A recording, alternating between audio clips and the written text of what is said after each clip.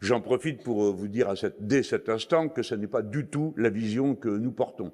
Nous ne portons pas du tout la vision d'un monde multipolaire, nous portons la vision d'un monde ordonné.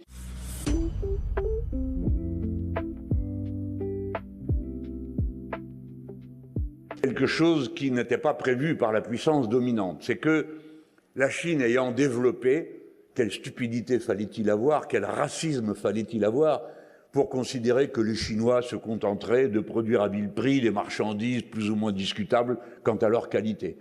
La Chine est la première civilisation du monde, c'était le premier PIB au XIXe siècle, avant que nous l'ayons effondré à coups de commerce de drogue, et dès lors, elle a su ce qu'il fallait faire pour développer, à partir de ce qu'on lui commandait, de nouvelles techniques, de nouvelles méthodes, et devenir la première puissance du monde, accumulant des réserves considérables qui mettent tous les autres pays du monde, en quelque sorte, à sa disposition.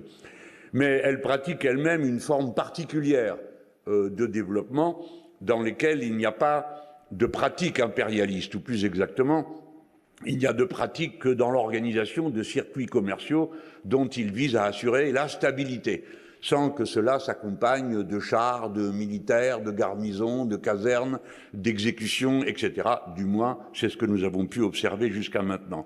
Mais en 2008, c'est la relance chinoise qui remet d'aplomb le système capitaliste mondial. Et dès 2010, il apparaît que, pour la première fois, la Chine devient la première puissance manufacturière du monde. Et c'est alors que toutes sortes de gens qui avaient été assez superficiels et désinvoltes pour proposer, pour ceux qui s'en souviennent aussi, que dorénavant le futur serait des entreprises sans murs, sans usines et sans ouvriers, qui se contenteraient d'avoir des brevets, des licences, des dollars pour fonctionner. Et on a compris qu'on ne s'abritait pas dans une police d'assurance, qu'on ne se nourrissait pas avec un taux de change, et ainsi de suite. La première puissance manufacturière est nécessairement la première puissance mondiale, car jusqu'à présent, nous nous nourrissons, nous nous vêtons, nous nous organisons à partir de réalités matérielles et pas seulement d'abstractions immatérielles comme les échanges de services. La Chine étant la première puissance manufacturière, immédiatement, l'impérialisme américain, je dis l'impérialisme américain parce que lui est un impérialisme assumé, et ceux qui en doutaient ont pu le vérifier dans la période récente, a immédiatement compris ce que cela signifiait. Si bien que, dès 2011, Mme Clinton et M. Obama parlent du pivot stratégique. Ils comprennent que le centre du monde politique s'est déplacé du côté du centre du monde économique et que cela se déroule dans la zone que l'on appelait à l'époque Asie-Pacifique, et que pour des besoins de propagande et de désignation de l'ennemi, on appelle désormais Indo-Pacifique. Mais il s'agit bien toujours du même endroit, c'est-à-dire de l'endroit qui représente 60% du PIB mondial, quelque chose comme 60 à 70% de l'humanité, etc., etc. Et ce pivot, selon les propos des responsables nord-américains, met à l'ordre du jour le fait qu'il n'y a pas de solution de marché à la compétition avec la Chine. C'est donc lorsqu'arrive M. Trump, il vient au bout de cette période, dans laquelle quelque chose d'autre, évidemment, comment pourrais-je ne pas le mentionner, s'est produit. C'est l'effondrement de l'URSS, qui laisse croire à la victoire absolue d'un modèle absolument alternatif. Cependant, là je donne mon point de vue personnel, les États-Unis d'Amérique sont une sorte de projection de la noirceur bureaucratique de l'URSS, car elle fonctionne, elle aussi, sur des bureaucraties concurrentes qui opèrent dans l'ombre des conflits arbitrés par personne ou donnant lieu à des synthèses absurdes, du genre « qui est notre ennemi ? Est-ce la Russie ou est-ce la Chine ?» Évidemment, les bureaucraties qui sont intéressées à l'une et à l'autre solution, parce que derrière viennent des marchés d'armement, des déploiements de personnel, décident qu'on fera l'un et l'autre, c'est-à-dire et la Russie et la Chine. Résultat, vous l'avez sous les yeux. Alors cet événement, lui aussi, a donné lieu à des déroulements, des développements qui ont fini une forme d'encerclement de l'impérialisme nord-américain. Et dans le temps où se déroule cette réorganisation politique, géopolitique, il y a évidemment un phénomène de polarisation sociale qui va s'étendre à la planète entière. Premièrement, dans les économies dites développées, dans les pays dits occidentaux, le projet de moyennisation de la société comme promesse d'un futur désirable à la masse de ceux qui le composent s'est effondré, à l'image de la polarisation à l'échelle du monde où 56 000 personnes possèdent autant que 2,8 milliards d'êtres humains.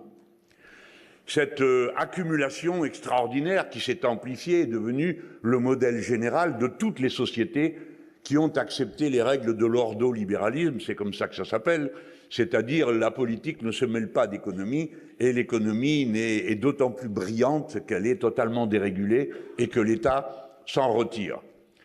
Dès lors que l'État s'en retirait, les nations qui sont constituées autour de leur État, comme c'est le cas de la nôtre, vont s'effondrant chaotiquement, comme nous l'observons dans notre pays, mais cela s'est passé dans des dizaines d'autres nations qui en étaient seulement à la construction de leur État et sur lesquelles on avait d'abord expérimenté les fameuses politiques d'ajustement structurel qui sont ensuite devenues la règle pour le monde entier. Nous voici donc rendus à une étape bien particulière. Vous remarquerez le rôle spécial que joue l'Afghanistan, petit pays, dans le déroulé de cette histoire. C'est en Afghanistan que la Russie s'est brisé les dents, après les Anglais, après les Français et après tout le monde, pour la raison qu'il est impossible d'envahir l'Afghanistan et de l'occuper, parce qu'il ne se laisse occuper par personne. Si bien que la Russie s'est retirée d'Afghanistan et peu de temps après, compte tenu du coût qu'avait représenté la guerre d'Afghanistan sur la société soviétique, le révélateur qu'elle avait été de son inertie, de son incapacité à se renouveler, à prendre des décisions adaptées aux circonstances et pas simplement aux intérêts de sa bureaucratie, eh bien, l'URSS s'est effondrée. Alors, on peut observer malicieusement que les États-Unis d'Amérique, qui avaient à leur tour envahi l'Afghanistan pour soi-disant les punir d'un crime qu'ils n'avaient pas commis, soit dit par parenthèse, eh bien, après 20 années de désordre de toutes sortes et d'un circuit qui faisait que 80% de l'argent qu'on injectait là-bas revenait aux États-Unis d'Amérique à travers les ONG et les différentes organisations militaires qui s'activaient là-bas, après une guerre aux objectifs de plus en plus confus, avec des moyens de plus en plus discutables et dont les résultats étaient de plus en plus inconnus.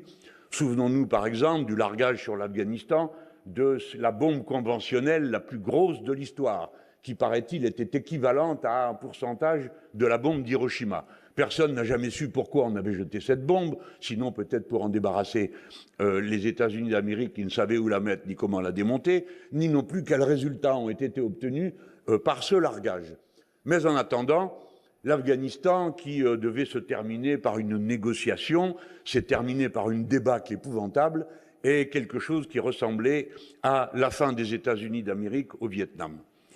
La différence, évidemment, c'est que, après que les États-Unis aient perdu la guerre du Vietnam contre le courageux petit peuple vietnamien qui avait auparavant défait les Chinois, les Français et une nouvelle fois les Chinois, eh bien, cette victoire laissait indemne le monde de la guerre froide, si bien que les États-Unis y avaient retrouvé naturellement leur place de première force armée.